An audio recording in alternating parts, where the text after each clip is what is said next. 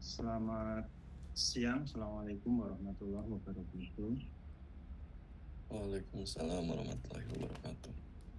Baik, ini pertemuan pertama kita setelah PS ya, setelah kemarin sebelumnya dengan Pak Edi Bowo ya, Edi Bowo. Nah, hari ini kita akan lanjutkan. Mungkin beberapa saya yakin akan ada overlap gitu ya, tetapi mudah-mudahan tidak banyak gitu ya. Kemarin informasi dari Pak Edi Wibowo, materi yang setelah UTS itu nanti berkaitan dengan machine learning gitu ya, berkaitan dengan machine learning, terutama yang terkait dengan beberapa metode algoritma machine learning untuk kepentingan data science tentu saja gitu ya. Begitu ya teman-teman semua ya. Yang sebelum UTS kalau tidak salah informasi dari Pak Edi itu kemarin fokus pada exploratory analysis, analisis deskriptif, histogram, scatter plot, pivoting, korelasi, frequent item set. Begitu ya? Betul, Pak. Ya, betul, Pak. Oke, baik. Kita akan lanjutkan gitu ya pertemuan kali ini. Mungkin ini lebih kepada menyamakan persepsi terlebih dahulu terkait beberapa aspek yang nanti mungkin akan kita bahas berikutnya ya di pertemuan-pertemuan berikutnya. Oke, hari ini kita akan mulai dengan data dan pre-processing gitu ya. Meskipun saya yakin ini juga sudah beberapa disampaikan oleh Pak Edi, tetapi mungkin ini akan mendasari untuk proses-proses yang akan kita lakukan berikutnya, sehingga ini agar kita memiliki persepsi yang sama, maka mungkin ini saya sampaikan pertama kali terlebih dahulu gitu ya, sebelum nanti kita akan banyak pada studi kasus ya yang akan dilakukan oleh teman-teman semuanya gitu ya. Baik. Nah, selalu pembahasan tentang data science itu berangkat dari big data sebenarnya gitu ya, karena kalau data analytics ini kan sudah ada jauh sebelum popularitas tentang big data, popularitas tentang data science ya.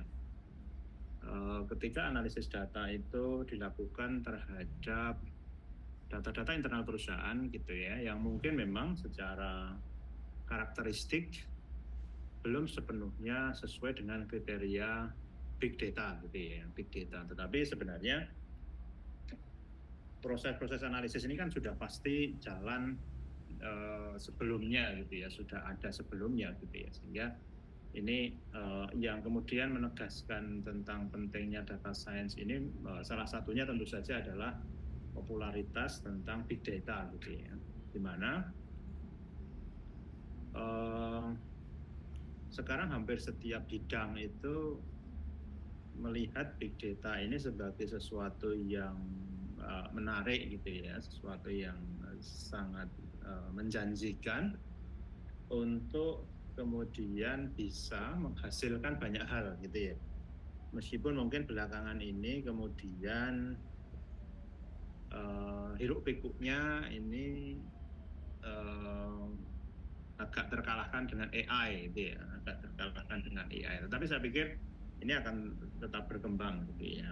Nah, persoalan-persoalan ini kan juga selalu pertama, where is this big data coming from gitu ya. Ini sudah tidak ada pertanyaan lagi saya pikir kalau di bidang kita gitu ya, di mana big data ini dengan karakteristiknya itu berasal dari beragam sumber gitu ya, beragam sumber, beragam format, beragam bentuk, beragam ukuran gitu ya, beragam cara pengumpulan yang kemudian menjadikan data yang mungkin sebelumnya itu polanya terstruktur kemudian menjadi data yang cukup kompleks gitu ya, cukup kompleks. Nah, berangkat dari situ kemudian tentu saja ada keinginan untuk mendapatkan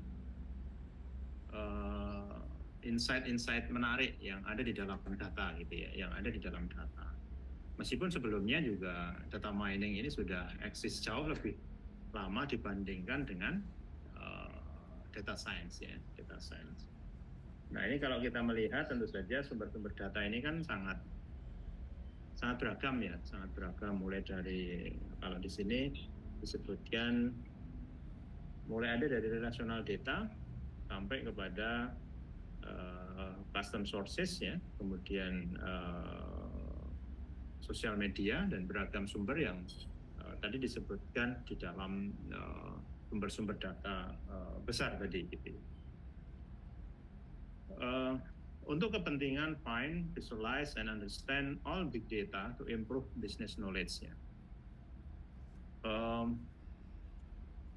Disadari atau tidak, saya pikir perkembangan yang ada sekarang ini kan didrive oleh salah satunya kompetisi dari banyak aspek ya, kompetisi dari banyak aspek yang kemudian analisis itu menjadi semakin mendalam gitu ya, menjadi semakin mendalam. Kemudian efisiensi juga dipersyaratkan semakin banyak gitu ya, makanya di sini greater efficiency and business processes gitu ya, yang berbasis kepada data gitu ya. Sekarang ini saya pikir kebijakan-kebijakan yang sifatnya strategis menjadi sudah sangat terbiasa dengan kebijakan berbasis pada data gitu ya. Tidak hanya kebijakan-kebijakan yang berbasis kepada asumsi-asumsi yang dimiliki gitu ya, tetapi selalu sekarang ditekankan kepada data driven gitu.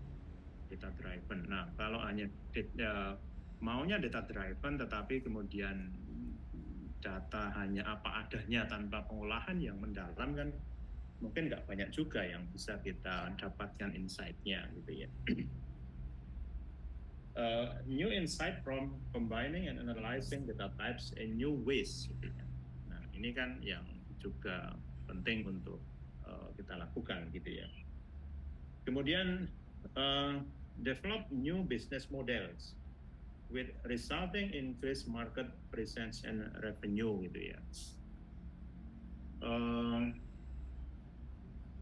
Mungkin kalau yang kita bisa amati dari kebiasaan-kebiasaan yang ada di dalam lingkungan kita gitu ya, lingkungan kita di sistem-sistem yang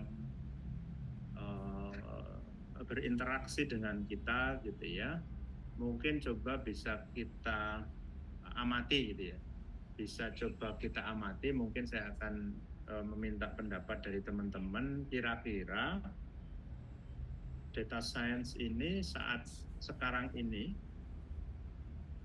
yang banyak dimanfaatkan di dalam sistem-sistem yang mungkin berinteraksi dengan kita itu seperti apa gitu ya. Nah, saya ingin mendapatkan contoh atau gambaran dari masing-masing gitu ya.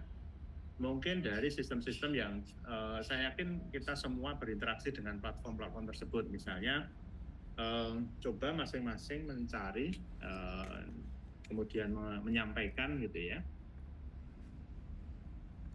Kalau sistem-sistem seperti marketplace misalnya, marketplace, kemudian sistem-sistem seperti Gojek, Grab, dan kawan-kawan gitu ya. Kemudian sistem-sistem perbankan gitu ya. Itu kira-kira di aspek mana mereka ini memanfaatkan data science ya. Nah, silakan. Ini kita mulai dari siapa atau urutan apa, saya menyesuaikan saja biasanya gimana. Siapa yang mau menyampaikan duluan? Data science, penerapan data science yang betul-betul kita rasakan gitu ya. Dari sebelumnya mungkin itu belum ada menjadi ada gitu ya. Atau dari sebelumnya belum optimal menjadi lebih optimal. Tentang layanan-layanan yang tersedia di misalnya di marketplace gitu ya. misalnya di online transportation dan related activities mereka gitu ya, atau di dalam sistem-sistem periklanan, atau di dalam sistem-sistem pengembangan aplikasi gitu ya. Silakan. Ya, suggestion Pak, mungkin Pak. Oke, silakan Mas apa ini? Tommy Pak. Mas Tommy. Iya. Nah, mungkin bisa dinyalakan kameranya biar saya juga bisa mengenal gitu ya, Mas Tony. Iya Pak. Oh, Mas Tommy ya. Iya. Silakan Mas Tommy. Mungkin di bagian suggestionnya Pak. Jadi kayak jadi kalau di misalnya di marketplace mungkin harus kita search itu mencari yang terbaik gitu, yang teratas mungkin gitu Pak, sesuai dengan yang kita cari gitu. Oke, jadi search result suggestion ya, yang ada di search platformnya marketplace misalnya, yang kemungkinan besar ya, yang kemungkinan besar mempertimbangkan banyak hasil analisis terhadap mungkin kumpulan-kumpulan transaksi, pola transaksi, kualitas transaksi, kemudian pola, entah misalnya juga berkaitan dengan pola pembelanjaan individu atau seperti apa gitu ya. Oke. Iya. Di search platformnya marketplace misalnya. Oke, terima kasih Mas Tommy. Iya Pak. Mungkin yang berikutnya. Silakan. Kalau bisa kita mulai dari abjad juga nggak apa-apa gitu ya. Abjad yang pertama itu di sini ada Mas Andi. Oh, Mas Reski.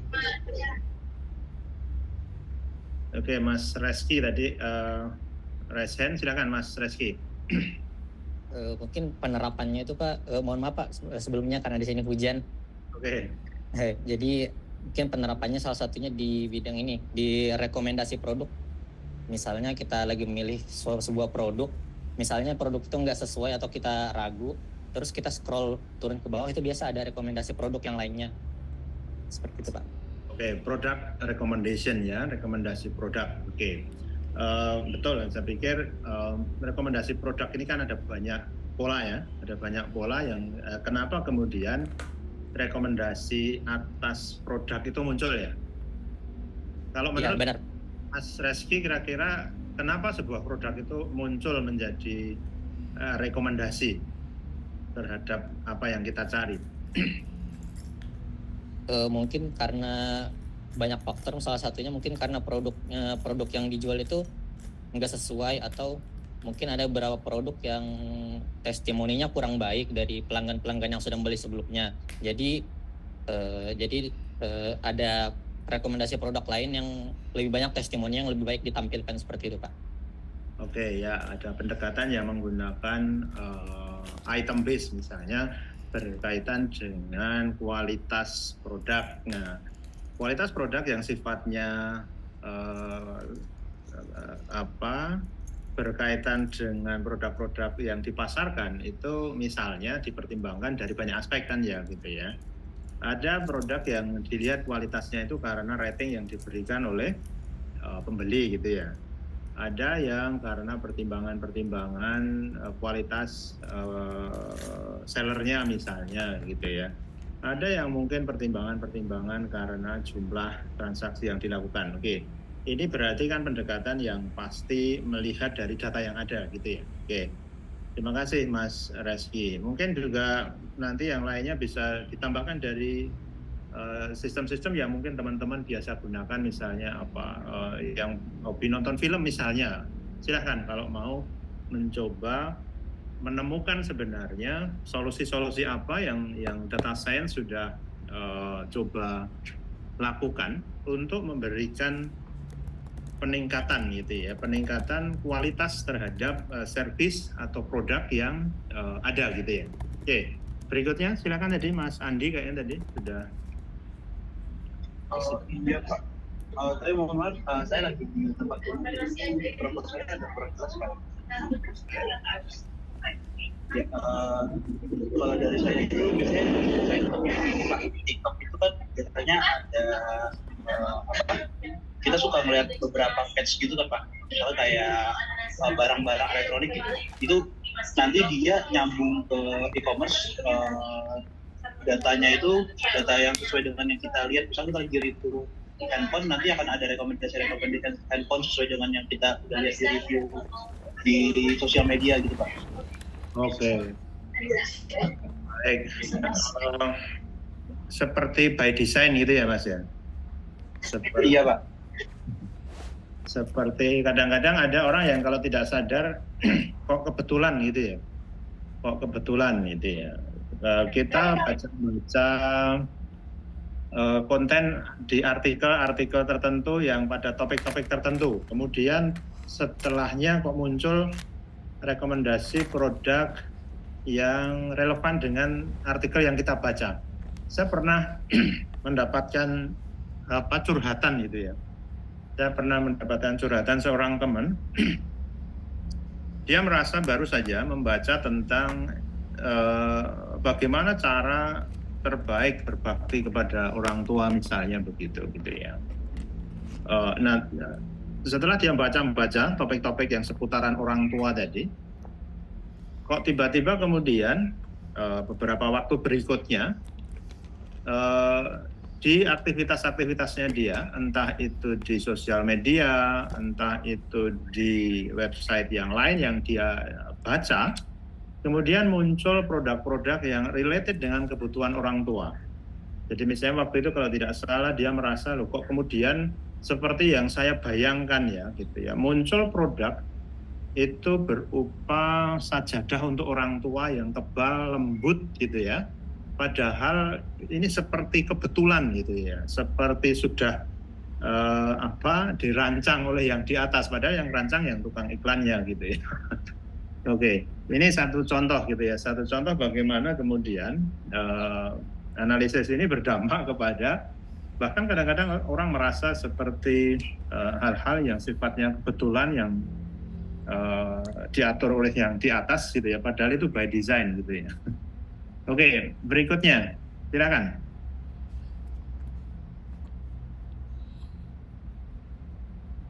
Tadi baru Mas Tommy, Mas Reski, Mas Andi, masih ada Mas Faridin.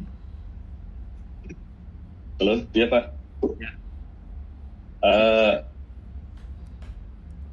Mungkin kalau di perbankan itu banyak dipakai untuk fraud detection Pak ya. Jadi kalau ada suatu transaksi ATM menggunakan kartu kredit misalnya, itu bisa dideteksi dengan lebih cepat karena mereka menggunakan algoritma machine learning gitu Pak. Di transaksi perbankan untuk apa tadi Mas? Deteksi fraud Pak. Oh, fraud detection. Ya, fraud detection. Fraud detection. Oke, di financial transaction ya. Financial transaction saya pikir cukup banyak gitu ya. Yang kemudian mungkin bisa coba disampaikan Mas, kasus-kasus yang kemudian hasil dari fraud detection. Itu misalnya ketika kita ngapain ya, tiba-tiba kemudian apakah diblokir atau pembayarannya di cancel gitu-gitu? Iya, umumnya sih di flagging Pak, jadi transaksinya di hold dulu. Nah nanti perlu dilakukan verifikasi sama tugasnya buat pastikan bahwa ini transaksinya valid gitu ya. Oke, ya memang mungkin di beberapa kejadian ya, ketika kita berpindah lokasi transaksi gitu ya, berpindah lokasi transaksi menggunakan kartu kredit di tempat-tempat yang misalnya tiba-tiba kita berada di Afrika gitu ya. Ya, betul Pak. Ada transaksi di sana gitu. Nah, ini kok di luar kebiasaannya customer ini gitu.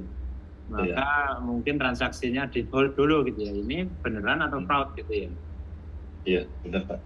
Ya, ini banyak saya pikir kasus-kasus di financial transaction gitu ya, yang kemudian mengaitkan dengan customer profilingnya gitu ya, customer profilingnya untuk memastikan agar transaksi yang berjalan itu adalah transaksi-transaksi yang memang transaksi yang valid gitu ya Mas ya. Oke. Ya. Baik. Terima kasih Mas Faridin. Berikutnya silakan yang lain. Ya, Mas Reka. Silakan Mas.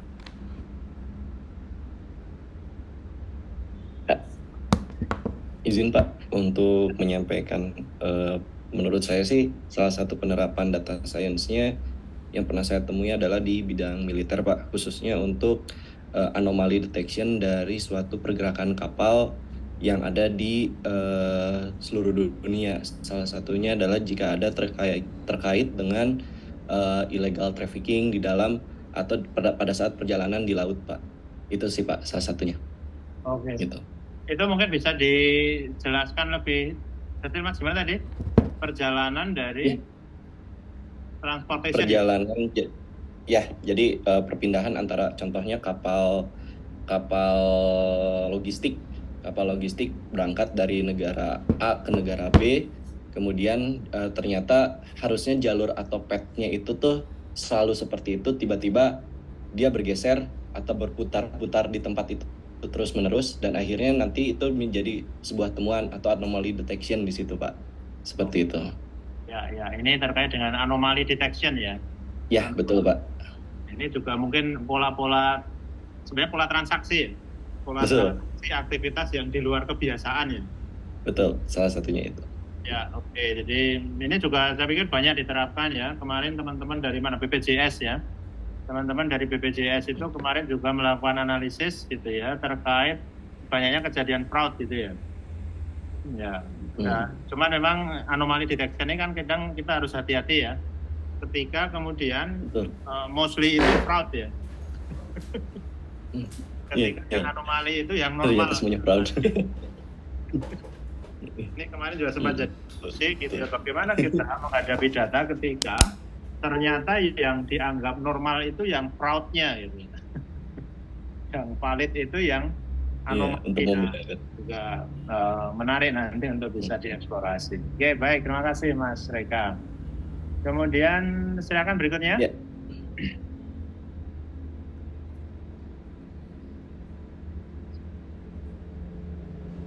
Masih ada Mbak Saripah. Kalau dari saya mungkin yang sering saya temuin ini sih Pak, di Netflix tempat nonton film itu. Jadi ntar di Netflix itu bakalan ngerekomendasiin film berdasarkan apa yang sering kita tonton atau apa yang sering kita cari. Misalnya saya seringnya nonton drakor. Ntar di home-nya itu bakalan keluar terus film-film yang relate dengan drakor tersebut, atau bahkan nantinya itu di setiap filmnya itu ada label ini Pak, misal film A ini 96% cocok buat kita, gitu sih Pak. Sering saya temui. Ya, ini para penghobi drakor gitu ya. Dan para penonton YouTube, saya pikir memang ada perubahan tren yang terjadi dari tingkat view dari konten-konten video ya. Kalau misalnya kita juga melihat seperti di YouTube ya, YouTube itu ternyata secara statistik kalau tidak salah, video-video yang ditonton itu justru sebagian besar itu berasal dari rekomendasi ya. Berasal dari rekomendasi dari platformnya. Nah, saya nggak tahu kalau Netflix gitu ya. Kalau Netflix itu memang apakah kalau kayak YouTube itu ternyata search-nya mereka itu kan hanya untuk initial search-nya ya. Jadi untuk menemukan konten pertama kali yang dilihat. Tetapi kemudian berikut-berikutnya orang itu lebih cenderung mempercayai rekomendasinya gitu. Jadi pertama kali betul memang misalnya nonton drakor judul apa gitu ya, topik kategori apa gitu, itu betul untuk lihat yang pertama kalinya. Tetapi kemudian berikutnya pengguna itu cenderung untuk percaya kepada rekomendasi dari next videonya gitu. Terutama kalau ini di YouTube mungkin ya, kasusnya di YouTube.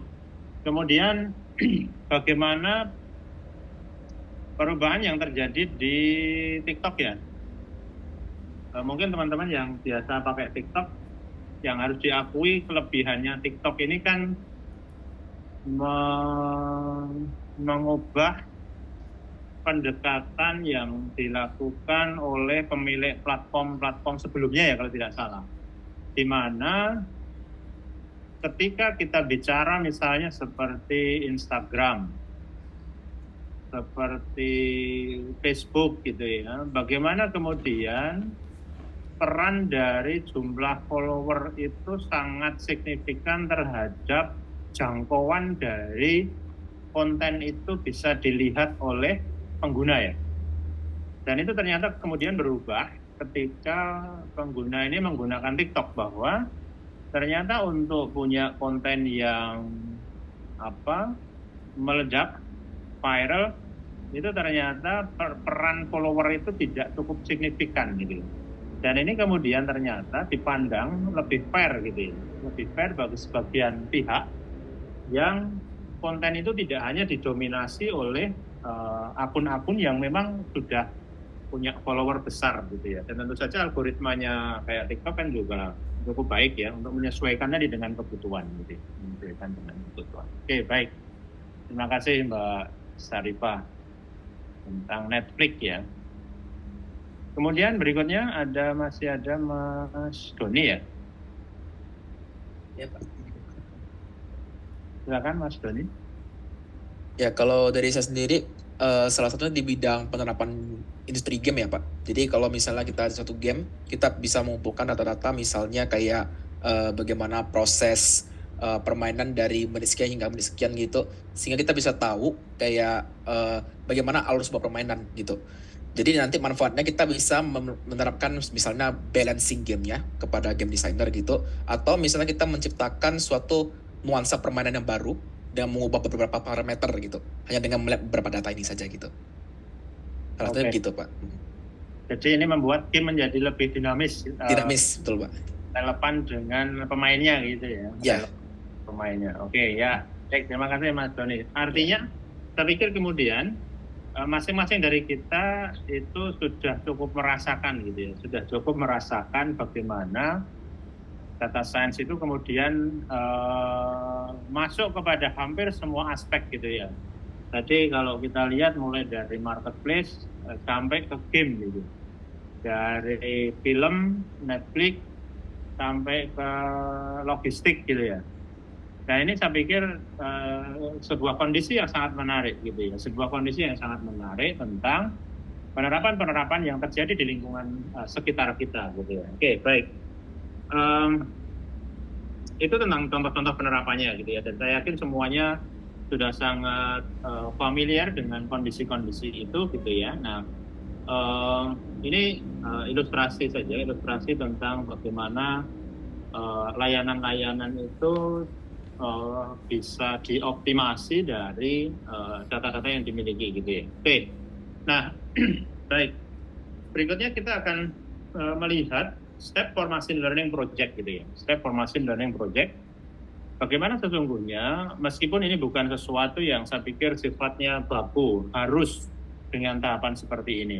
Tetapi ini adalah sebuah praktek baik gitu ya. Sebuah praktek baik tentang metodologi ya, tentang siklus yang sebaiknya dilakukan atau siklus yang normalnya dikerjakan ketika kita mengerjakan sebuah machine learning project gitu ya. Nah, dan ini saya yakin teman-teman juga sudah cukup familiar dengan ini gitu ya. Di sini ada fase di depan gitu ya, ada fase di depan, ada data collection ya, ada data collection, kemudian ada data modeling ya, ada data collection and data modeling ya, ada data collection, data modeling and deployment, pada step yang berbeda gitu ya. Nah di area data modeling gitu ya, di area data modeling ini ada beberapa tahapan ya, ada beberapa tahapan yang dilakukan ya di tengah ini, bahwa yang pertama kemudian tentu saja harus selalu bisa kita definisikan itu adalah what problem are we trying to solve gitu ya. Ini yang mungkin kadang-kadang kedengaran relatif klasik gitu ya. Latar belakang masalahnya itu apa gitu ya. Sebenarnya apa yang akan coba kita selesaikan dari problem yang kita temukan. Karena hampir bisa dipastikan solusi-solusi yang eksis sampai sekarang solusi-solusi yang bertahan sampai dengan sekarang, yang itu kemudian berkembang menjadi dari solusi menjadi project, dari project menjadi produk, dari produk menjadi layanan yang sangat populer. Itu selalu biasanya karena menjawab substansi dari latar belakang masalahnya apa gitu. Jadi saya pikir ketika kemudian kita akan mengerjakan sebuah machine learning project, kita perlu mengidentifikasi betul step pertama ini gitu. Problem definition. Jadi problemnya apa gitu ya? Problem yang akan coba kita selesaikan apa gitu. Tadi misalnya berkaitan dengan sistem rekomendasi. Tadi beberapa menyampaikan tentang sistem rekomendasi. Oke, kembali kepada pertanyaan tentang sistem rekomendasi. Kalau teman-teman melihat beragam sistem rekomendasi, problem yang rata-rata ada dari sistem rekomendasi kira-kira apa?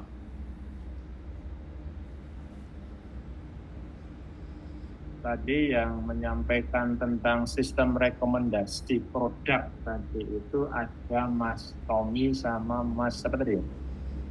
Mas Andi ya?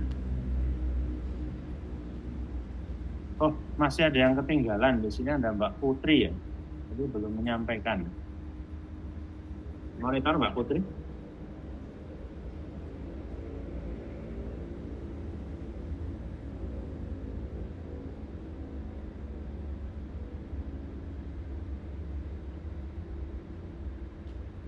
Oh, enggak ada. Oke. Kembali ke persoalan sistem rekomendasi sebagai sebuah contoh tentang problem definition. Kalau kita bicara tentang sistem rekomendasi, masalah yang dimiliki, yang kemudian solusinya sistem rekomendasi itu sebenarnya berangkat dari persoalan apa?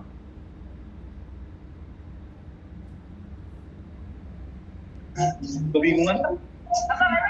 Kebingungan. Oke. Kenapa kebingungan?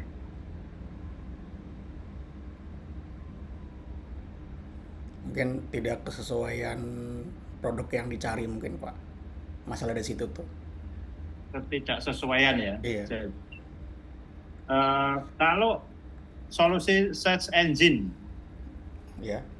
solusi dari search engine dan sistem rekomendasi itu perbedaannya ada di mana menurut teman-teman? Itu kan akar masalahnya mirip-mirip ya? Iya. Akar masalahnya dari information overload ya. Kebanyakan informasi yang masuk gitu ya, sampai akhirnya kebingungan tadi gitu. Ada yang diselesaikan dengan search engine gitu ya, ada yang menggunakan pendekatan sistem rekomendasi gitu, ada yang digabungkan gitu. Ada yang mau menyampaikan pendapatnya tentang sistem rekomendasi? Atau juga mungkin dari, kalau tadi perbedaan antara mungkin dari search engine dengan rekomendasi, mungkin kalau search engine itu kita masih apa ya, masih mencari lagi gitu, jadi belum tahu apakah ini benar atau bukan. Nah kalau mungkin kalau rekomendasi itu mungkin ini Pak, apa namanya, bisa jadi yang direkomendasi itu sesuai dengan yang kita inginkan, akhirnya dari segi waktu untuk mencari itu lebih sedikit gitu Pak. Oke. Jadi search engine itu basisnya kepada problem information overload ya. Orang ini kebanyakan informasi gitu ya. Kemudian pengguna kebanyakan informasi. Kemudian dari sana muncul solusi tentang bagaimana menyampaikan informasi yang dipandang paling relevan gitu ya. Yang punya relevansi paling tinggi itulah yang berada di search result paling atas ya. Biasanya begitu ya? Iya betul. Nah begitu. Nah ketika kemudian search result itu sudah menjadi output gitu ya, maka kemudian berikutnya bisa saja kemudian dilanjutkan dengan sistem rekomendasi gitu ya. Meskipun kalau kita cermati tidak selalu sistem rekomendasi itu mengikuti search engine ya, search platform, karena kadang-kadang kita bisa saja mendapatkan sebuah data, kemudian rekomendasi itu berkaitan dengan similaritas gitu ya. Similaritas dari data yang kita lihat. Kita baca-baca paper di sebuah platform dokumen elektronik gitu ya. Ketika kita baca-baca kemudian kita mendapatkan rekomendasi ini loh, paper yang sangat terkait dengan paper yang sedang dibaca gitu ya. Semua pengguna yang membaca paper ini juga membaca paper ini loh gitu ya. Atau kita lihat produk gitu ya, tidak selalu berdasarkan hasil dari search platform. Kita lihat produk, kemudian mereka punya sistem rekomendasi gitu ya, merekomendasikan yang relevan gitu ya, atau yang komplement. Rekomendasi ini tidak selalu yang similar, karena ketika rekomendasi itu muncul di depan ya, dan yang disajikan itu yang similar, maka bisa saja itu justru berpotensi menggagalkan transaksi utamanya. Pengguna malah bingung gitu ya. Kebanyakan sajian yang similar gitu ya. Jadi ini juga nanti kita perlu eksplor lebih jauh tentang problem definition ini, bagaimana sesungguhnya kita bisa menemukan yang paling optimal sebagai sebuah solusi gitu ya. Sebagai sebuah solusi, apakah sistem rekomendasinya itu muncul di belakang gitu setelah transaksi, atau di depan ketika memilih gitu ya, karena masing-masing ada konsekuensinya saat itu. Oke, itu contoh saja gitu ya, contoh saja tentang problem definition. Nah, kalau kita bicara lagi tentang problem definition, saya pikir ini adalah tahapan krusial ya, tahapan krusial entah ketika kita memulai kegiatan research gitu ya, misalnya kita akan memulai tesis gitu ya. Problemnya ini kan perlu didefinisikan dengan clear ya, dengan clear. Karena berangkat dari problem ini kemudian ukurannya adalah keberhasilannya di belakang.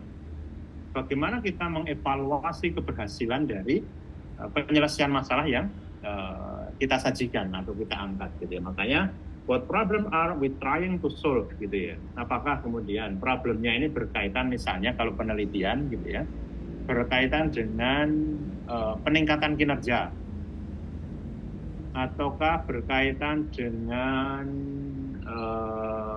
mencari alternatif metode, atau berkaitan dengan pengusulan sebuah model baru gitu ya, sebuah model baru untuk memperbaiki dari model yang ada sebelumnya misalnya. Saya pikir cukup banyak ya yang ada di sini, tetapi secara prinsip saya pikir ini harus bisa kita ungkapkan dengan baik ya, problem definition gitu ya. Kemudian yang kedua, ketika kemudian kita sudah mampu menyampaikan rumusan masalahnya, latar belakang masalahnya dengan baik, maka hal yang berikutnya kita perlu memastikan tentang keberadaan datanya. Karena kita ini kan akan melakukan analisis data gitu ya, akan melakukan analisis data untuk menyelesaikan problem yang ada di depannya gitu, yang ada sebelumnya. Jadi problemnya ada, datanya yang kita miliki itu seperti apa gitu ya. What data do we have gitu ya. Ketika kita yakin ada masalahnya gitu ya, tetapi ternyata kemudian data yang kita miliki tidak cukup mampu bisa kita eksplorasi untuk merumuskan sebuah solusi, maka ya ini nggak akan ketemu gitu ya, nggak akan ketemu. Makanya what data do we have ini harus bisa kita pastikan. Banyak penelitian yang kemudian terkatung-katung di tengah perjalanan proses penelitiannya. Gara-gara apa? Gara-gara di depan ketika mendefinisikan masalah itu berasumsi bahwa datanya akan lengkap, datanya akan baik, kualitasnya bagus gitu ya. Tetapi ketika kemudian berjalannya penelitian, ternyata kita mendapati fakta bahwa data yang kita miliki itu tidak seindah yang kita bayangkan di awal. Nah, sehingga pelajaran pentingnya apa saya pikir di sini? Pelajaran pentingnya adalah ketika kita punya rumusan permasalahan yang akan coba kita selesaikan, segera kemudian kita menjawab pertanyaan kedua ini. Kita itu datanya punyanya seperti apa? Apakah betul dari data yang kita miliki itu cukup untuk menjawab persoalan-persoalan yang akan kita selesaikan pada step yang pertama gitu ya. Karena kadang-kadang terutama yang sering saya temui itu adalah yang penelitiannya terkait dengan bidang-bidang medis misalnya gitu ya. Tidak mudah mendapatkan data-data medis yang lengkap, komprehensif gitu ya, yang kemudian mampu dipakai untuk menjawab problem yang didefinisikan di awal gitu ya. Makanya ketika kita mendefinisikan sebuah persoalan, pastikan bahwa data yang kita miliki itu memang mampu kita pakai untuk menjawab persoalan tadi. Nah, ini yang penting untuk kita pastikan. Gitu ya. Jadi jangan sampai penelitian, aktivitas proyeknya mandek di tengah jalan gara-gara datanya tidak lengkap, datanya tidak cukup untuk menjawab solusi yang kita harapkan. Gitu ya. Makanya kemudian step yang ketiga itu adalah what define success dari project machine learning tersebut. Nah, kalau what define success ini kan berkaitan dengan evaluasinya gitu ya. Berkaitan dengan evaluasinya. Kalau misalnya ini basic solution yang akan coba ditawarkan itu nanti berkaitan dengan proses klasifikasi misalnya. Maka tentu saja kita harus memastikan bagaimana metode-metode evaluasi itu bisa kita gunakan untuk menilai tentang kualitas proses klasifikasi yang dilakukan. Yang tentu saja berbeda ketika metode yang kita gunakan adalah clustering misalnya gitu. Nah, ini yang kemudian perlu coba kita sesuaikan ya, What define success for our project gitu. Kemudian feature, ya. Kemudian tentang feature. Feature ini kan ada feature engineering, ada feature selection ya. Secara garis besar kan ada di dua area itu ya. Ada feature engineering, ada feature selection. Kalau di sini what feature should we model? Bedanya feature engineering dibandingkan dengan feature selection apa ya?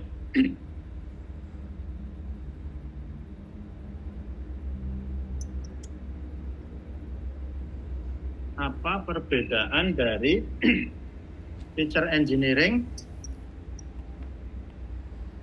dibandingkan dengan feature selection?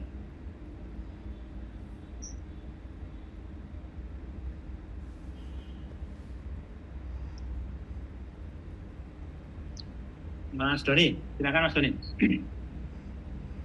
Ya Pak, kalau fitur engineering kayaknya menurut saya itu semacam kayak kita membuat fiturnya gitu. Jadi kita merancang kayak kita mengubah suatu data yang awalnya raw gitu, kita mengubah menjadi sebuah fitur yang bisa berguna gitu.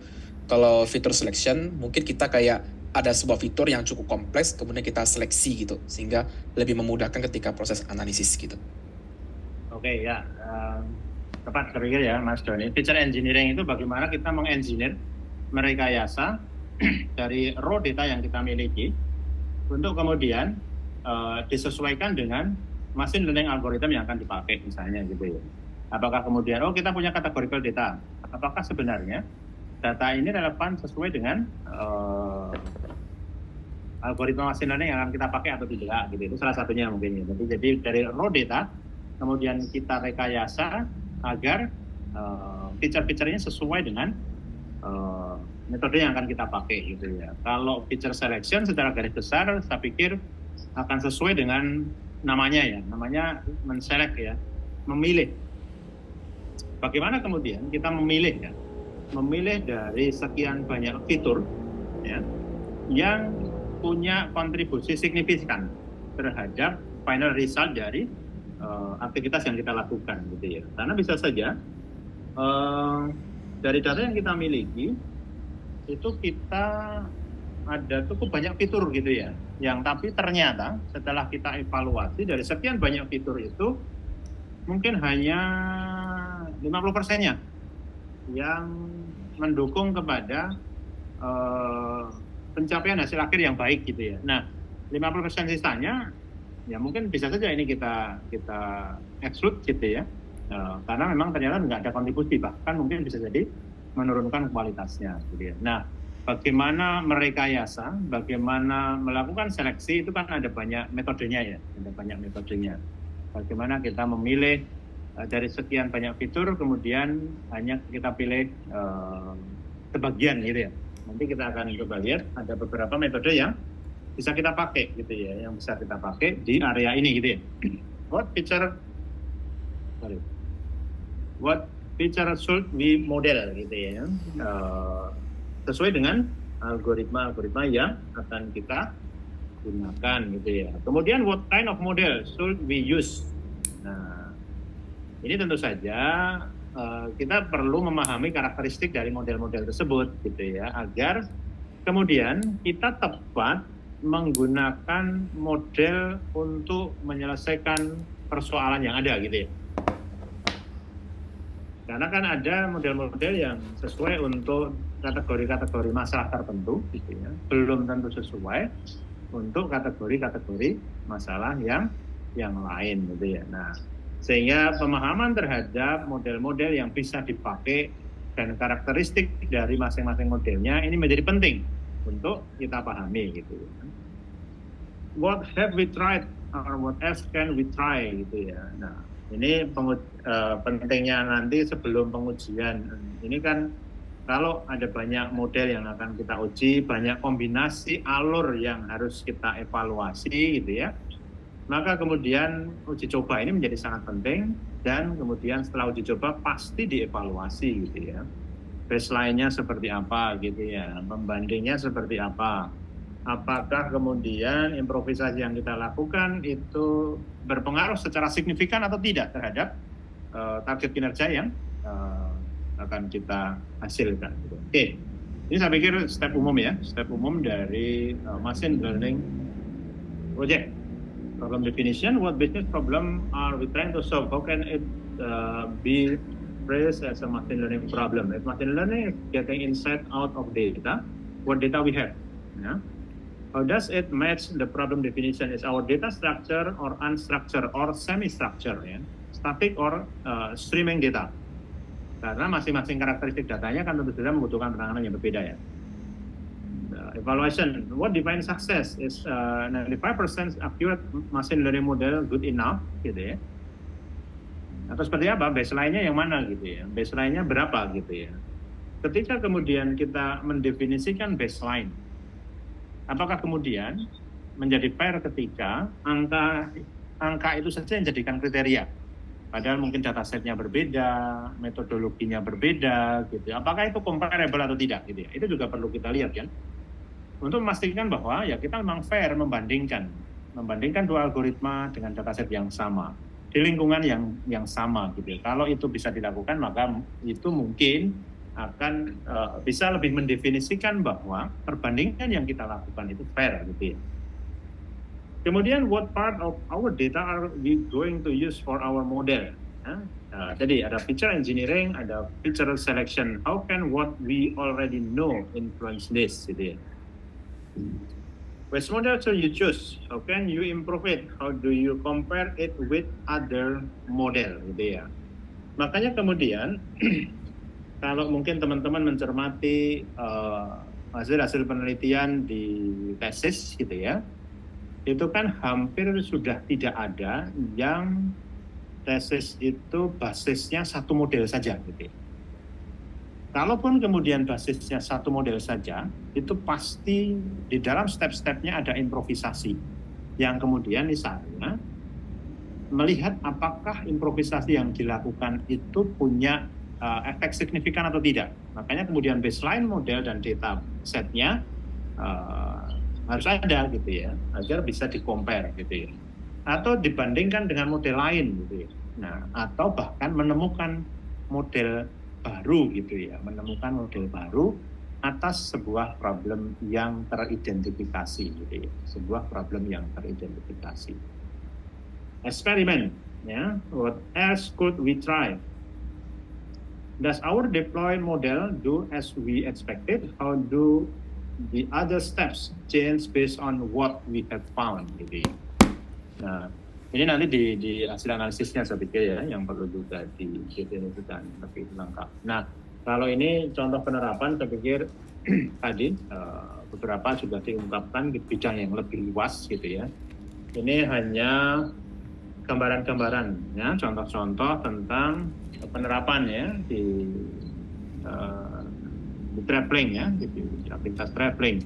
Dynamic pricing ya, predicting flight delay based on previous data gitu ya, based on previous data.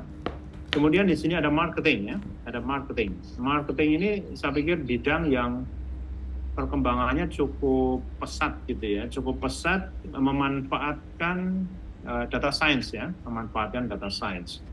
Bagaimana kemudian predicting customer behavior gitu ya, predicting customer behavior. Saya pikir setiap platform-platform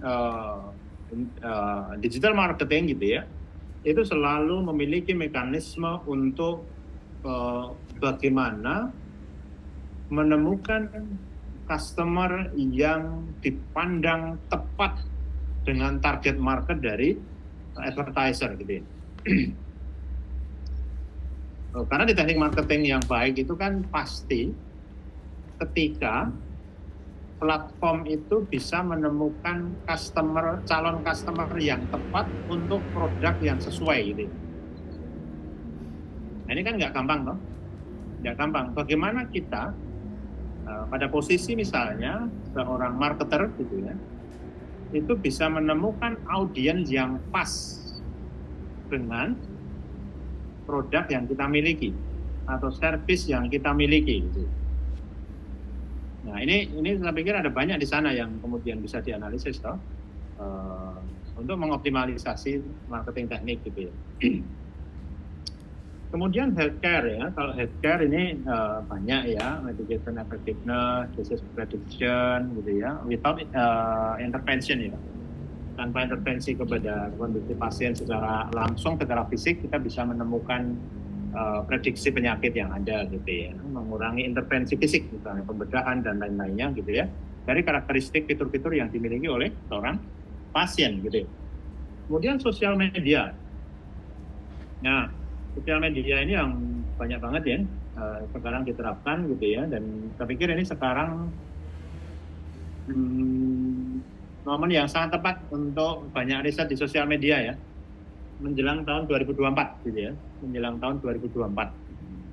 Ini menarik kalau misalnya teman-teman mau mengeksplorasi di area itu gitu ya. Sentiment analysis gitu ya, digital marketing gitu ya, melalui sosial media gitu, melalui sosial media. Karena sosial media sekarang saya pikir sudah punya peran yang sangat signifikan gitu ya terhadap beragam aktivitas penggunanya gitu. Bagaimana contoh kemarin misalnya jalan di Lampung itu menjadi diperbaiki secara cepat hanya gara-gara isu yang diangkat di media, sosial media gitu yang dan cepat viral gitu ya. Nah ini juga harus hati-hati juga sih di sisi yang lain gitu, bermanfaat. Kemudian automation ya, self driving cars ya, kemudian pilotless aircraft, drone.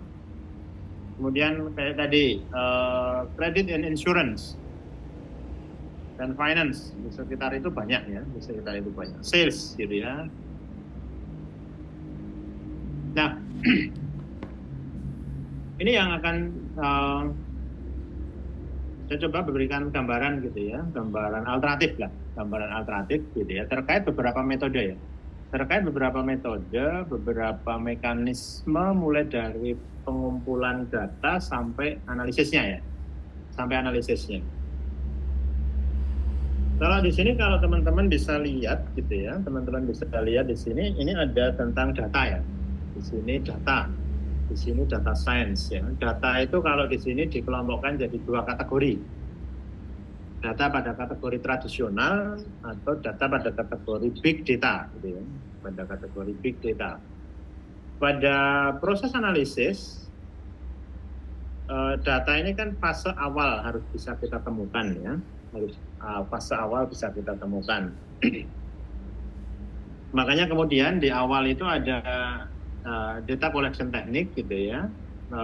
Karena apa?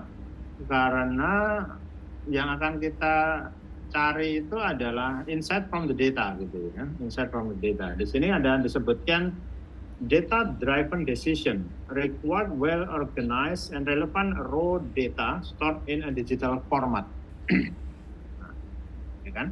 Jadi ya kalau kita punya ekspektasi tentang hasil analisis yang akan kita lakukan itu optimal, maka ya kita harus bisa memastikan bahwa dataset yang kita miliki itu ya lengkap, relevan, and long time duration in data collection process-nya gitu ya. Di sini ada data collection pre-processing gitu ya, pre-processing. Baik itu di big data maupun tradisional saya pikir sama gitu ya, saya pikir sama. Kemudian di sini ada business intelligence ya, BI. Ada traditional method, ada machine learning method gitu ya. Nah mungkin sebelum masuk lebih jauh, ada di sini BI ya, business intelligence. Sekitaran kita itu kan istilah-istilahnya itu ada BI, business intelligence, ada data mining, ada data science gitu ya. Itu menurut teman-teman positioningnya gimana? BI, data mining, data science gitu ya.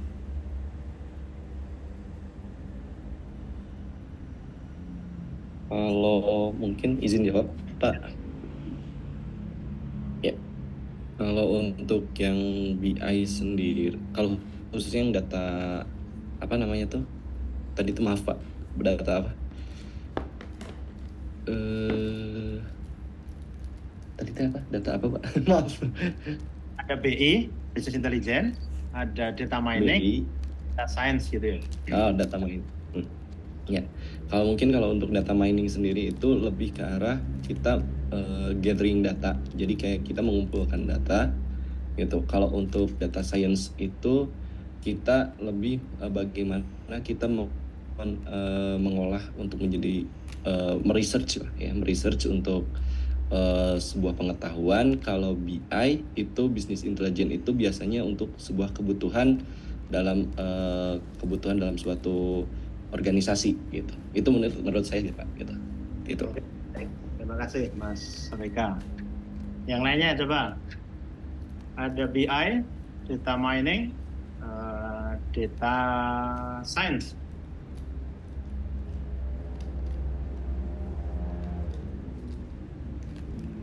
Tadi saya yang belum dengar suaranya itu siapa tadi ya? Ada Mbak Siti.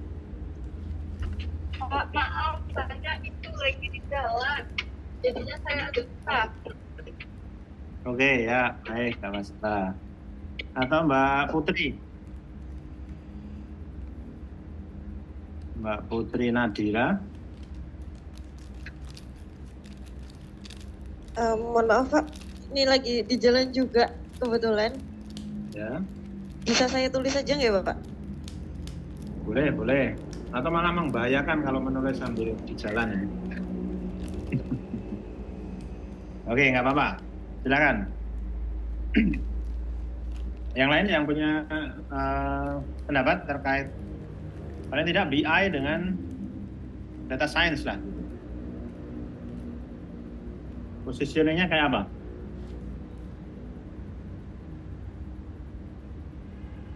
Ya, mungkin kalau saya ini Pak, mungkin dari BI itu lebih ke arah reporting kayaknya Pak, kalau BI. Terus kalau data science itu lebih ke lebih ke deep learning lah. Jadi lebih dalam untuk menganalisa datanya gitu. Nah itu untuk dijadiin ya kayak tadi, kayak semacam fitur-fitur yang sering dipakai kayak rekomendasi, terus scoring di kredit gitu mungkin. Nah, lebih kayak gitu sih Pak mungkin.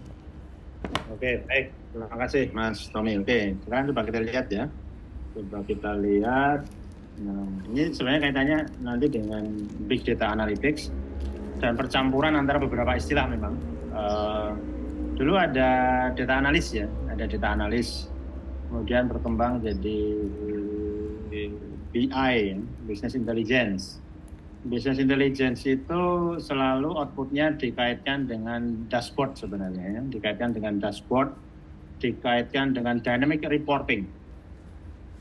Nah, kemudian di sisi yang lain, kemudian muncul data mining, ya. Data mining yang ini menjadi salah satu core-nya dari data science, ya, menjadi data science. Nah, kalau kita lihat di sini, tradisional analitik yang represent BI, gitu ya. Represent BI ini fokus on descriptive analytics. Jadi dia mendeskripsikan apa yang ada di dalam data gitu ya. Descriptive analytics ini ya sebatas penggunaan fungsi-fungsi standar di dalam proses analisis gitu ya. Rata, mean gitu ya, modus, median, jumlah, kemudian rekap itu biasa digunakan untuk kepentingan descriptive analytics gitu ya, descriptive analytics. Kemudian terkait dengan data setnya, ini limited data sets, cleansed data, kemudian simple model. Model reportingnya biasanya sudah disiapkan gitu ya, lebih terbatas gitu ya, untuk menjelaskan what happened, ya, apa yang terjadi di dalam proses atau data yang kita miliki gitu ya. Ada apa di dalam datanya? Oh, bagaimana rata-ratanya, bagaimana trennya, bagaimana pola transaksinya misalnya gitu ya. Nah, ini yang yang ada di dalam tradisional BI gitu ya. Business Intelligence. Business Intelligence ini biasanya nanti dikaitkan juga dengan teknologi yang mungkin kita kenal sebagai data warehouse gitu ya, data warehouse. Nah, sementara yang data science itu berkaitan sebenarnya karena popularitasnya big data ya. Jadi data mining kan sudah lama gitu ya. Tetapi kemudian teknologi yang ada di dalam data mining ini kalau tidak di-enhance dengan perkembangan data menjadi big data itu sudah semakin banyak keterbatasan gitu. Nah, sehingga perlu pendekatan-pendekatan baru yang itu kemudian dikembangkan di dalam data science. Tapi basicnya saya pikir sama yang ada di dalam data mining. Algoritmanya juga itu juga gitu ya. Meskipun kemudian di data science berkembang lebih banyak gitu ya, berkembang lebih banyak. Tetapi secara basic prosesnya saya pikir sangat mirip gitu ya, sangat mirip. Kemudian dari si data setnya ya tentu saja di sini large scale data set, ya more type of data, lebih kompleks gitu ya. Kemudian melihat supportnya untuk apa? Untuk kepentingan prediksi gitu ya. Kepentingan prediksi, rekomendasi gitu ya, yang lebih dalam dari insight yang dimiliki. Kita akan coba lihat lebih dalam gitu ya tentang what is BI ya. What is BI? Ada banyak istilah, ada banyak definisi yang biasa dipakai gitu ya di dalam BI. Tetapi secara umum ini mungkin sudah bisa cukup mewakili gitu ya, sudah bisa cukup mewakili what is business intelligence ya. The new technology for understanding the past and predicting the future, but only in the near future. Jadi BI itu mampu kasih prediksi tetapi sebenarnya nggak terlalu jauh gitu ya, only in the near future. Karena memang kemampuannya gitu ya, kemampuan engine yang ada gitu ya, itu belum mampu untuk prediksi jangka panjang, jangka menengah dan jangka panjang gitu ya. Nah, hanya ternyata kalau kita lihat sekarang BI ini juga berkembang. Engine-nya BI ini dimasukkan engine data mining, data science yang kompleks. Jadinya ya sebenarnya sudah campur jadinya gitu antara BI, data mining, data science gitu ya. Tetapi kalau ini adalah asal muasalnya, definisi asal muasalnya gitu ya. BI refer to a set of tool and technique. Jadi teknik dan tools ya, that enable a company to transform its business data into timely and accurate information for the decisional process to be made available to the right person in the most suitable form gitu ya. Nah, makanya kemudian ya tadi dashboard gitu ya, dynamic reporting yang sudah well prepared sebelumnya gitu, yang bisa difasilitasi oleh BI ya. Nah, secara activity, broad category of technologies. Jadi BI itu teknologi yang di dalamnya memfasilitasi beberapa aktivitas. Aktivitasnya apa? Gathering. Kenapa gathering? Karena BI itu biasanya didesain berjalan di dalam satu organisasi menyeluruh gitu ya. Artinya dia punya prasyarat harus disuplai informasi dan data yang dimiliki secara menyeluruh dari sebuah organisasi. Makanya ada kepentingan gathering, ya, gathering data from multiple sources gitu ya. Kalau ada cara pandangnya kita melihat satu organisasi mungkin ya data itu dikumpulkan dari banyak departemen menjadi satu gitu. Menjadi satu itu di dalam tempat teknologi yang disebut sebagai data warehouse gitu ya. Kemudian setelah gathering, storingnya di mana? Di dalam data warehouse.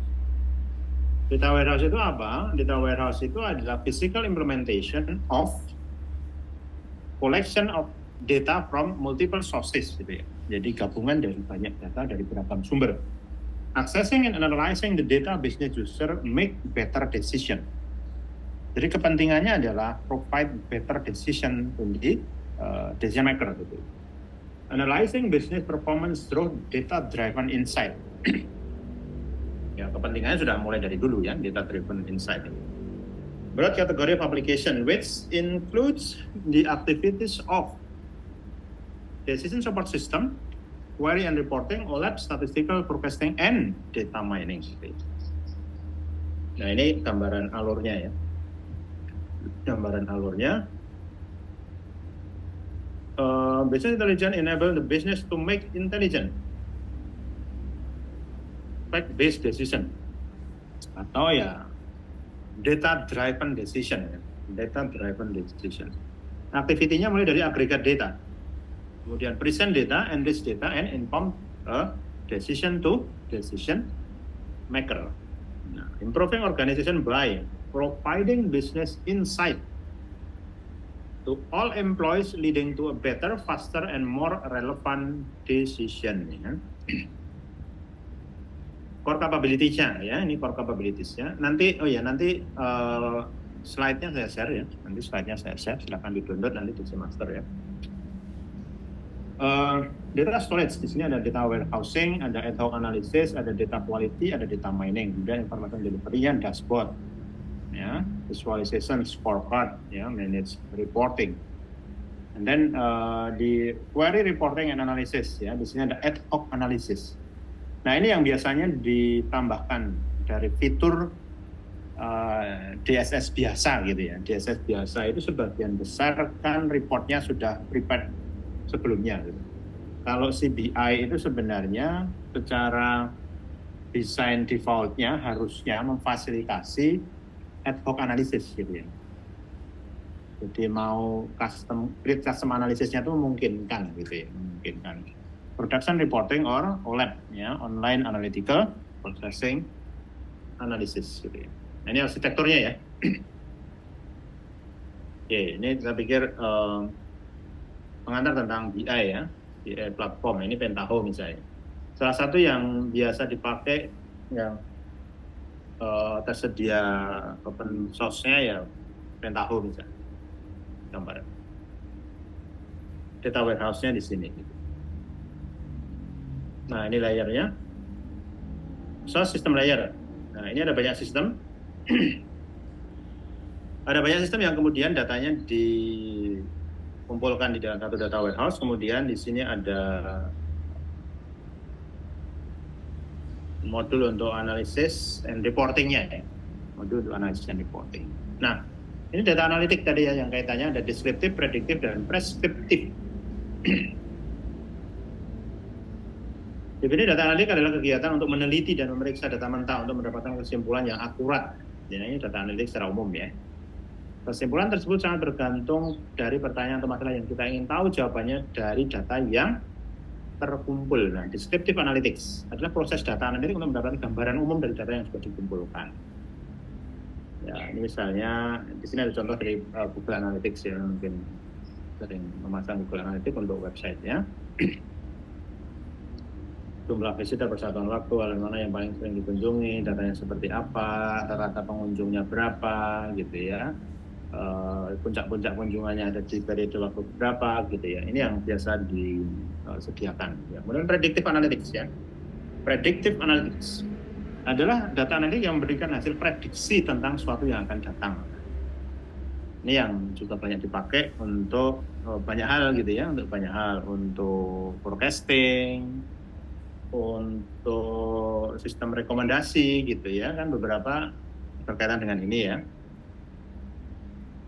Pada analitik jenis ini mulai diperlukan machine learning gitu ya, untuk menafsirkan data yang telah dikumpulkan sehingga tidak bisa langsung melakukan operasi penjumlahan atau rata-rata seperti pada analytics descriptive. Kemudian prescriptive analytics adalah proses analytics yang menghasilkan jawaban atas pertanyaan kenapa sesuatu akan terjadi serta memberikan saran terhadap kondisi yang memungkinkan akan terjadi di masa yang akan datang. Ini ada di dalam self-driving cars misalnya gitu ya. yang kompleks lah. Analisis preskriptif sangat diperlukan oleh top level management kalau ini di dalam organisasi. Variety of data, saya pikir masing-masing sudah sangat paham dengan kondisi data yang ada sekarang gitu ya. To extract knowledge, all this type of data need to link together gitu ya. Nah, ini kalau mau hasilnya baik ya, kalau mau hasil. Belum lagi real time or fast data gitu ya. Fast data ini dari sensor gitu ya. Yang streaming itu dari banyak sosial media aja kan streaming ya kayak Twitter gitu ya, mobile devices, sensor teknologi gitu ya. Ini harnessing big data ya, harnessing big data. Ada banyak pendekatan yang bisa kita lakukan. The model has changed. The model of generating and consuming data has changed. Nah, ini yang juga kita perlu cermati ya. Kita perlu cermati tentang mekanisme persiapan data yang harus kita lakukan. Karena model data generating modelnya sudah berubah ya. On the old model, few company are generating data, all other are consuming. Ini kan terjadi dulu ketika media massa itu masih punya peran signifikan terhadap penyebaran informasi ya. Dulu itu ketika mau mempublish data, mass media itu kan mereka punya reporter ya, kemudian ada redakturnya, artinya bertingkat gitu ya, saringan informasi sampai publish itu bertingkat.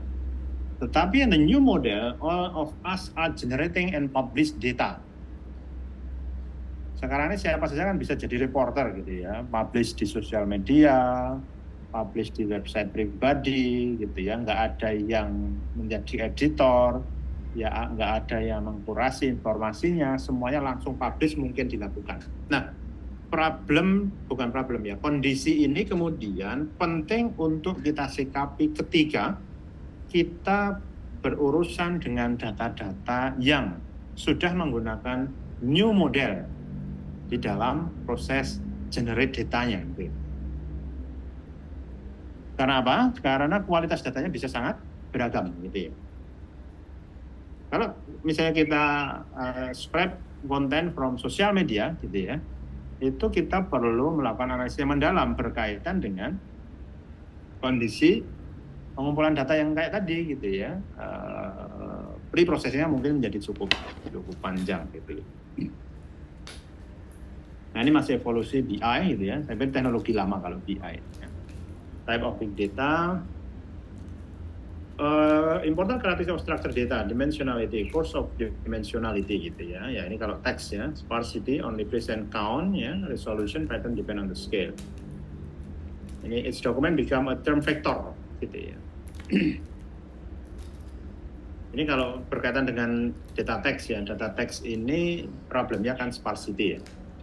Problemnya ada di sparsity karena term yang begitu banyak tidak selalu muncul di masing-masing dokumen gitu ya. Nanti kan berarti ada teknik yang harus dilakukan kalau melakukan pengolahan data dengan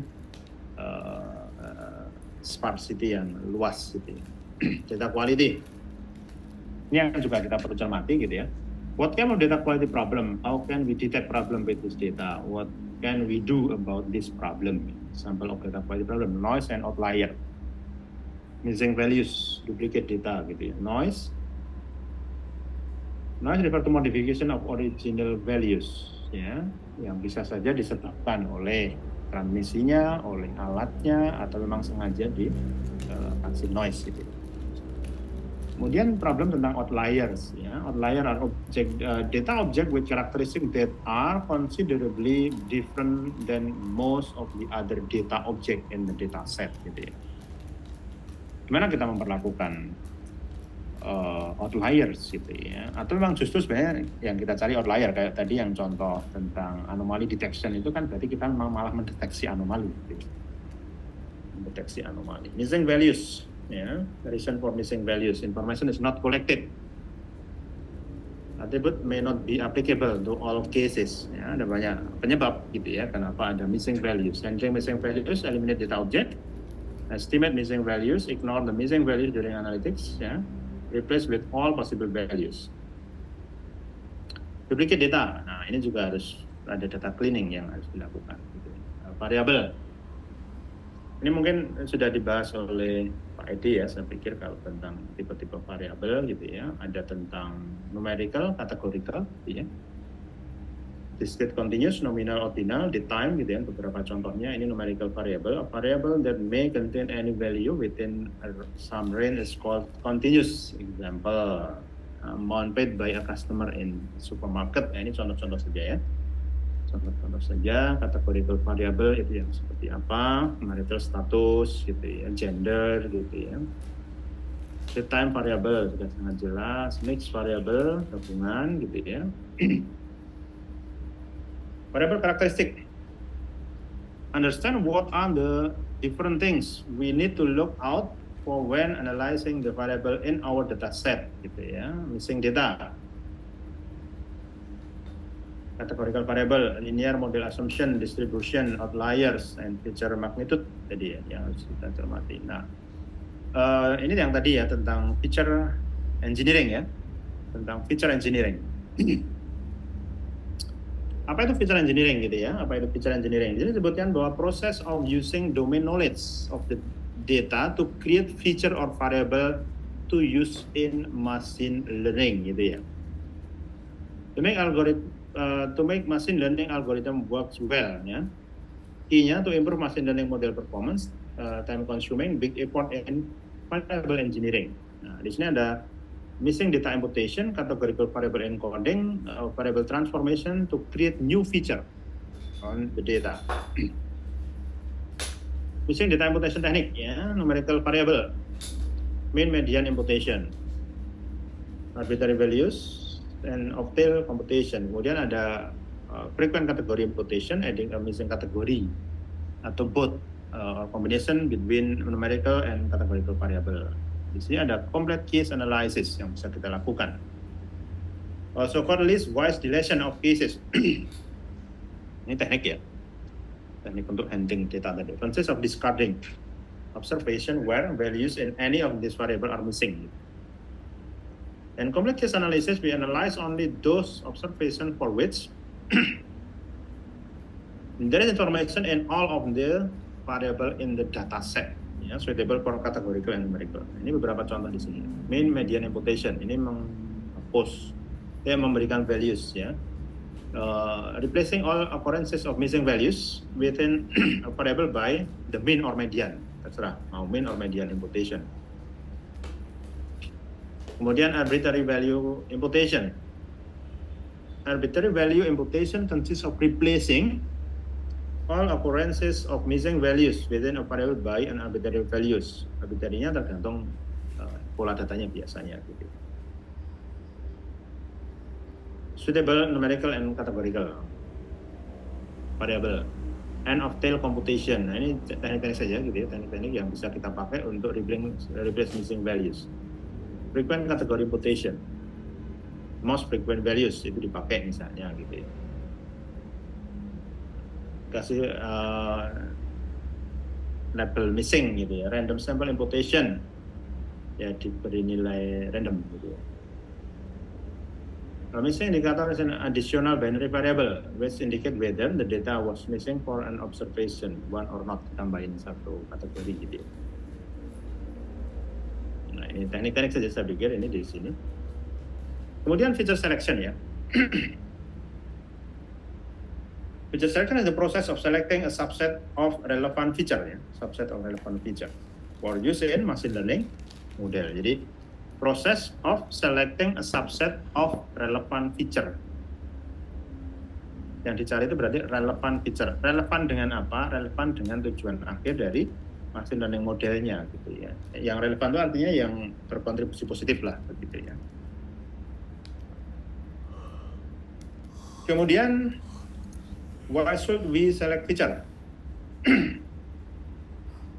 Why should we select feature? Simple model are easier to interpret. Ya. Kalau feature-nya kompleks, maka modelnya juga relatif kompleks, gitu ya. Shorter training times. Karena dengan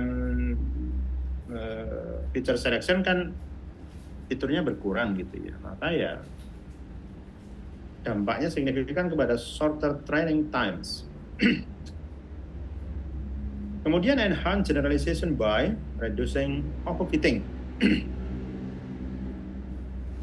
Overfitting ya. Easier to implement by software developer gitu ya. Karena lebih clear and clean ya feature-nya.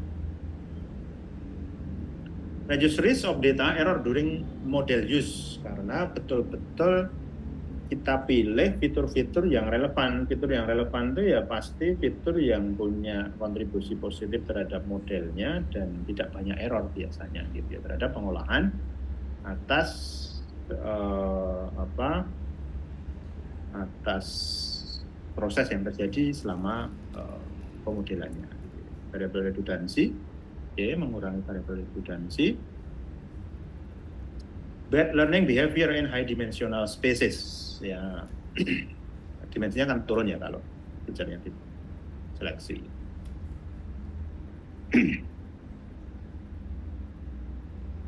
Feature selection procedure. Ya. A feature selection algorithm can be seen as the combination of a search technique. Ya, combination of a search technique for proposing new feature subset. Jadi subsetnya, feature selection itu mesti resultnya adalah new feature subset, nggak mungkin lebih besar dari fitur utamanya lah. Along with an evaluation measure which for the different feature subset. Gitu. Harus dievaluasi gitu ya, harus dievaluasi ketika kita mencoba mempropose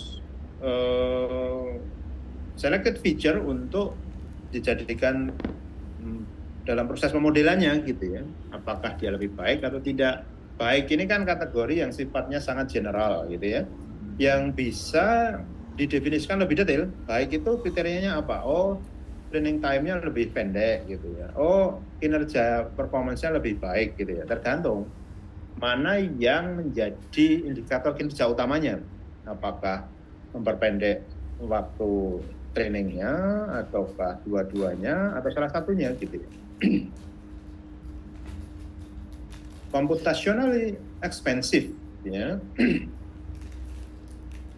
Different feature subset render optimal performance for different machine learning algorithm, different method of feature selection. Nah, di sini ada dua kategori sebenarnya, tapi kemudian yang ketiga ada embedded ya, digabungkan. Feature method and wrapper ya. Filter and wrapper. Nah, di dalam filter method, rely on the characteristic of the data, basisnya gitu ya, feature karakteristiknya. Do not use machine learning algorithm untuk memilihnya. Model agnostic tend to be less computationally expensive. Nah, tapi usually give lower prediction performance than a wrapper method. Karena kalau wrapper itu using machine learning algorithm to test the performance of each selected feature gitu ya. Are very well suited for a quick screen or removal of irrelevant feature. Ini cepat dipakainya gitu ya, filter ini. Nah, sementara wrapper method gitu ya, wrapper method ini adalah use predictive machine learning model to score the feature subset. Jadi dia pakai algoritma machine learning untuk kemudian memodelkan final result-nya, kira-kira lebih baik yang mana, dikurangi sekian persen feature-nya menjadi lebih baik atau tidak gitu ya. Train a new model on each feature subset ya. Jadi selected feature-nya masukkan ke modelnya, di running modelnya, diukur performance-nya gitu ya. Baru kemudian ketahuan oh yang feature ini, kelompok feature ini lebih baik, kelompok feature ini kurang baik gitu. Tend to be very computationally expensive. Ya. Kemudian usually provide the best performing feature subset for given machine learning algorithm, karena betul-betul diuji pakai machine learning algorithmnya. They may not produce the best feature combination for a different machine learning model ya termasuk karakteristik model. Sementara yang berikutnya ini adalah embedded method ya. Embedded method perform feature selection as part of the model construction process. Consider the interaction between feature and model. Ya. Consider the interaction between feature and model. They are less computationally expensive than wrapper method because they fit the machine learning model only once. Gitu ya. Tidak setiap set of feature-nya dijalankan. Gitu. Nah ini feature selection methodnya ini. Ada beberapa kategori gitu ya, filter, variance, correlation, univariate, wrapper ini ada forward selection, backward selection, exhaustive. Yang embeddednya ada lasso dan tree importance ya, ada lasso and tree importance. Ini ada beberapa penjelasan ya, ada beberapa penjelasan. Filter method select variable independently of the machine learning algorithm, rely on the characteristics of the data. Model agnostic, fast computation, quick dataset screening for irrelevant feature. Ada beberapa metode. Rank feature according to a certain criteria. Select the highest ranking feature. Kemudian yang terbaik diambil. Ini filter method masih sama. Oke. Chi-square gitu ya. Handle redundant feature, duplicated feature, correlated feature. Yang juga bisa dipakai ya, bisa dipakai. Wrapper method. Evaluate the feature in the light of a specific machine learning algorithm. Ini berarti dipilih, dimasukkan machine learning algorithm, kemudian diketahui hasilnya gitu ya. Evaluate subset of variable, detect interaction between variable, ya. Find the optimal feature subset for the desired classifier, ya. Better predictive accuracy than filter method. Best performing feature subset for the predefined classifier. But this method computationally expensive. Starting there is relevant arbitrary. Wrapper. This search for a subset feature, build a machine learning model on the selected feature subset, evaluate performance model. Nah, ini kan lama ya, karena alurnya sebut panjangnya. Forward feature selection, add one feature at a time. Dari 1 tambah 1 gimana performanya, tambah 1 lagi dievaluasi performanya sampai semuanya gitu. Backward feature elimination, start from all of the feature and then remove one by one gitu ya. One by one. Ini wrapper ya. Greedy algorithm.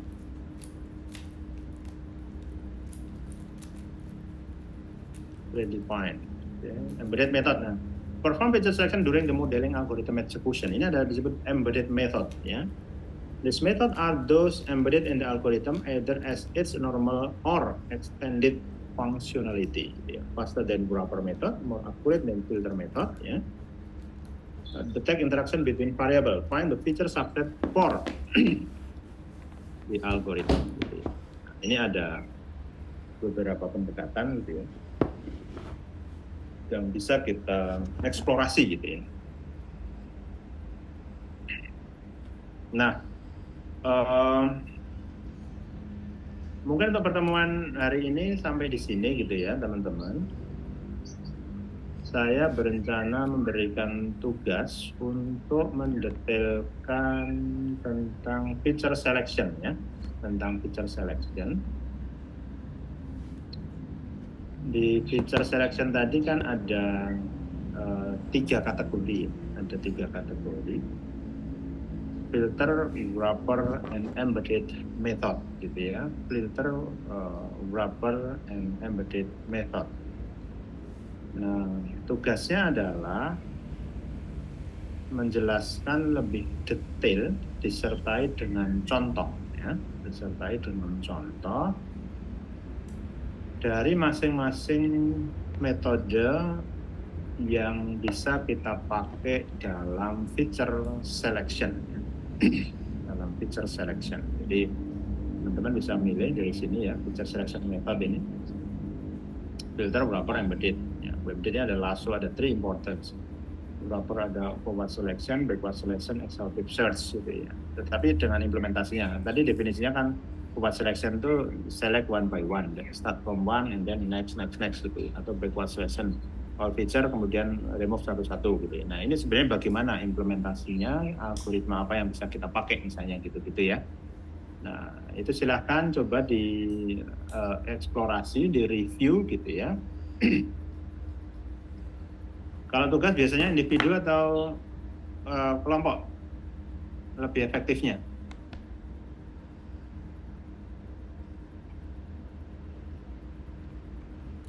Bebas Pak. Bebas ya. Mungkin lebih baik individu ya, karena teman-teman ini kan ketemunya dengan temannya nggak intens ya, mungkin seminggu 2 kali gitu ya, sehingga silakan teman-teman masing-masing memilih gitu ya, salah satu metode misalnya, oke, ini saya pakai chi-square for filter method misalnya gitu ya contohnya. Itu seperti apa idenya gitu ya, seperti apa penggunaannya gitu ya, di bagian di mana contoh implementasinya gitu. Ini contoh-contoh misalnya kayak ini, pakai chi-square.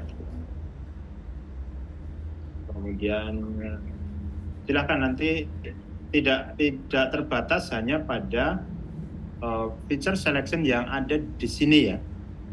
Silakan teman-teman mengeksplor tentang metode-metode yang bisa dipakai untuk feature selection. Ya, masing-masing mengeksplor minimal 1. Kalau merasa 1 kurang ya silakan ditambahi gitu ya, ditambah sendiri. Tentang metode yang bisa kita pakai untuk feature selection. Bisa kita pakai untuk feature selection. Nah, hasilnya dan nanti dikumpulkan untuk kemudian kita diskusikan minggu depan gitu ya. Didiskusikan minggu depan.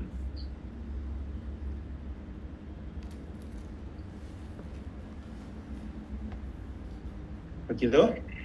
Ada pertanyaan silakan.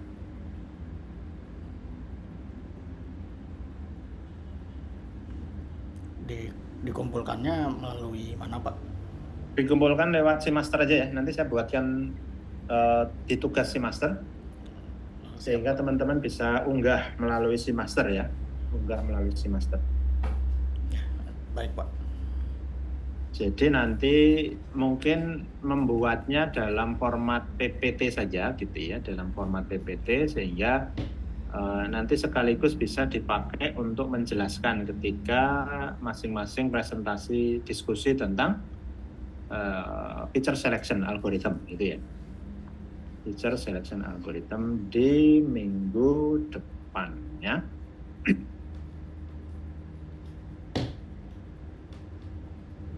Silakan kalau ada pertanyaan yang lain.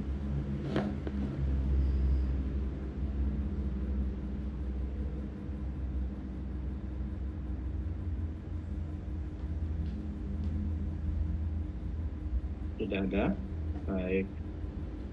Oke, kalau tidak ada, saya akan akhiri sampai di sini ya untuk pertemuan kita.